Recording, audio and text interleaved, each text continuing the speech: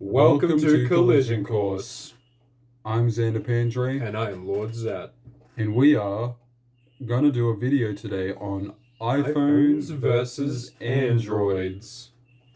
So, recently I tried to use, I used an iPhone for a week, and these are my opinions. Okay, so I was using it on before iOS 14, so it was like iOS 13 point something. So it wasn't the modern, the new one. I have that on my iPhone, but from what I had experienced before it was on iOS 14, it was a pretty boring experience. It was kind of just like all of the apps were just on the screen, and there was no drawer. You couldn't move them wherever you wanted to. You couldn't change the style. You couldn't really do much. And when you would scroll down from the top, you'd get all your notifications. You just get all notifications for everything that had ever, like on your phone, you had to manually go through and clear and clear and clear. And then you'd have to scroll up from the bottom to get all of your stuff, but they would have no names on it. No. Yeah. Yeah. And when I first started getting phones, I started off with one of the cheaper ones when I was a little bit younger, Samsung Galaxy Mini 2. Yep. Then I went to just a Nokia, just like one of the really cheaper Nokias. The Windows Nokia phone. Yeah, Windows Nokia phone. And then I just went to Apple because I had experience with I think I have it here somewhere. So basically, for a long time, Ryan had an iPod, and that was essentially what he used as a phone. Pretty much. So, like, when choosing a phone, you just stayed in the ecosystem of using iPhone. Yeah.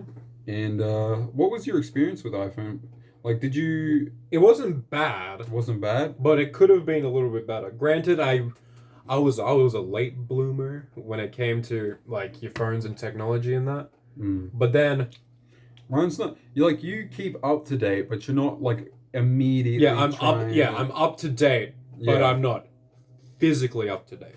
Yeah, like you're not constantly buying the brand new phones like I am. Yeah, like say if like when they made iPhone, like Apple iPhone 6 and then 6S and then 7th and 8. Yeah. I wasn't consecutively like spending like a ton of money, and then in like the next year I'd spend like more money for like basically the same thing. Actually, me too, because I had no money in school, so my first phone was the Samsung Galaxy J5. It was a pretty like mid-sized device. It was like the size of like an iPhone S, like the new iPhone SE or an iPhone 8, iPhone 7, iPhone 6, basically. Like a pretty mid-sized phone. It wasn't small. It wasn't like a little Samsung mini phone, or it wasn't a big phone like we have today. Yeah. It wasn't a big phone like this one. It was just like a little phone. Yeah. So it had a 13 megapixel rear camera and I think it was an 8 or 5 megapixel front camera. So the cameras on it were pretty good. Like the colors were really nice. The camera quality was pretty good. And then I moved on to a Nokia Android phone. So it was really good. It was on Android 9, and when Android 10 was brand new. I think it was it was kept up to date the whole time.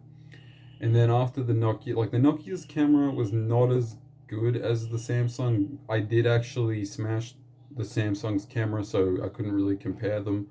But no, this Nokia was it was a good phone, but I was just like, camera's not great. So then I moved over to Huawei. Oh yeah, that's right. Yeah, Huawei is really good. Like everything about it is very streamlined. It actually is kind of a little bit like Apple, but it also has some really good features of Samsung. And I think Huawei's all around a really good phone. But for me, I bought a really cheap Huawei. I only bought a $300 one. So you didn't get anything fancy like a curved screen or an OLED screen. It was just like a phone. It was pretty good. It was a triple rear camera setup. So it was a 2 megapixel depth sensor, which did nothing. A 16 megapixel main and an 8 megapixel ultra wide. So I had some pretty good quality photos. Like if you look at my photos on my Instagram, like you'll see they're really good photos because it is a 16 megapixel camera and 8 megapixel ultra wide. But I was like, this is alright. I was like, yeah, this is good. And one of the cool features of that phone was actually that the front camera, there was no cutout or there was no notch. The front camera was mechanized, so it would pop up from the top for you to take a selfie. So every time you'd use your selfie camera, it would go zzz, it would come up and back down, which was really cool. And it was like a full screen display. So I think that was my first really modern smartphone. When I had it, I felt like I was like super cool. I was like, damn, this phone's really cool. And then I moved on after my Huawei had a really big incident. I wasn't turning on, kept restarting all the time. I was like, damn, what's going on with it? I was like, I'll just get a new phone. I didn't know if this one's going to work again. I put it in to get like fixed and everything. They said it was going to cost hundreds of dollars. I was like, I'll just get another phone. I got a new Samsung Galaxy A71, came out February this year. And so far it's been a great phone. It's not an S20, but it's still really good. 32 megapixel front facing camera, 64 megapixel rear camera, a 12 megapixel ultra wide, an 8 megapixel macro, and an 8 megapixel depth camera. So it's all around a really good setup. Very similar to an S20, not on the level. It doesn't have the greatest chipset, but I'd say it's a really good phone. So then when I compare my current phone to my iPhone, the iPhone is left in the dust, really. My iPhone it only has a 12 megapixel camera and a 12 megapixel telephoto. And the telephoto it's okay. It does zoom in, but it's so grainy and it doesn't look great. The screen's also like 16:9. You have these big top and bottom, the physical home button. Like it just looks so old now. Like I'm not a fan of it. And yeah, it's not great. And that's pretty much the same like with me now. Yeah. Because I've had my first proper actual like digital phone was just your Apple iPhone 6S. And I've had that for coming up to about 2 years? 2 years? 3 years? 2 years, 2 years. Yeah. And well recently, like I have dropped it a bit, Yeah, and it has a bit of an upgrade. I mean, can I just pick it up for a second? Yeah, it won't charge up as much now. It takes a longer time to charge up. As you can see, this design is quite old. So right now I've currently got one of the newer ones. Brand new Oppo Find X2 Neo. Yeah. It has a curved screen, glass on the back, glass on the front, hole punch design. Yeah.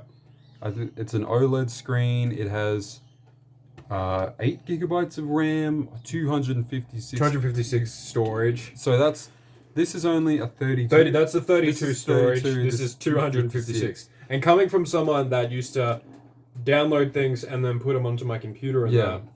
Just so having something that's like this, which is a lot better. Yeah, you can literally I think you can have like maybe 50 apps on that phone. Yeah.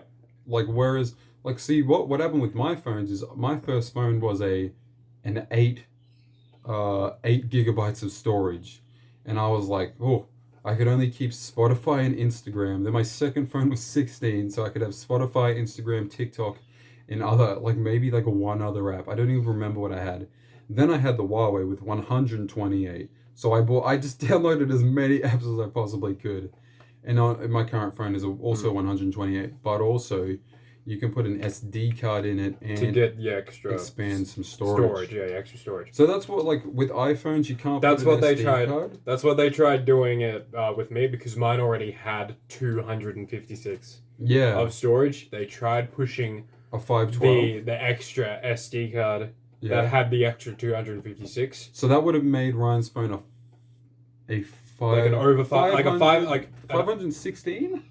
Over 512. Over 512 gigabytes, yes. Of data and of storage. Storage. Which is insane. Yeah, that's half a terabyte.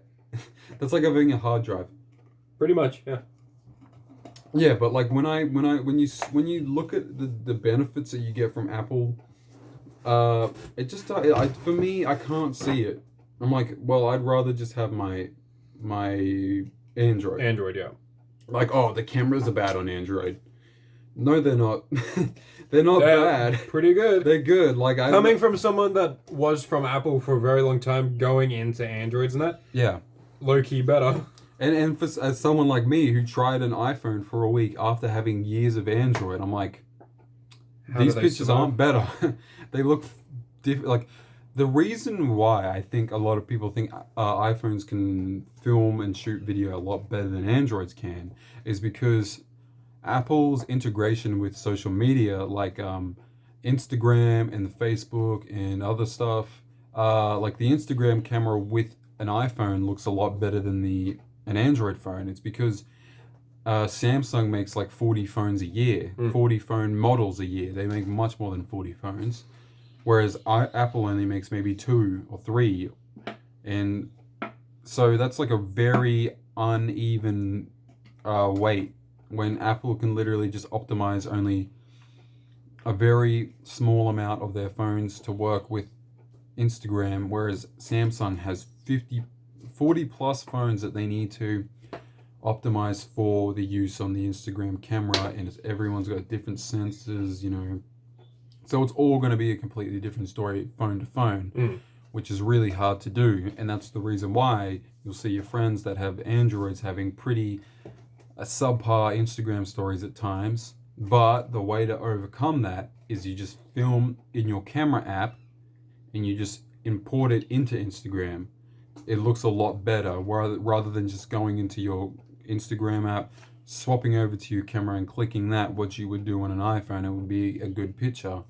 You should do is you just go into your camera app, you take a video, you take a picture, you swipe up from the bottom, select it, and then put it on your story. It's much better.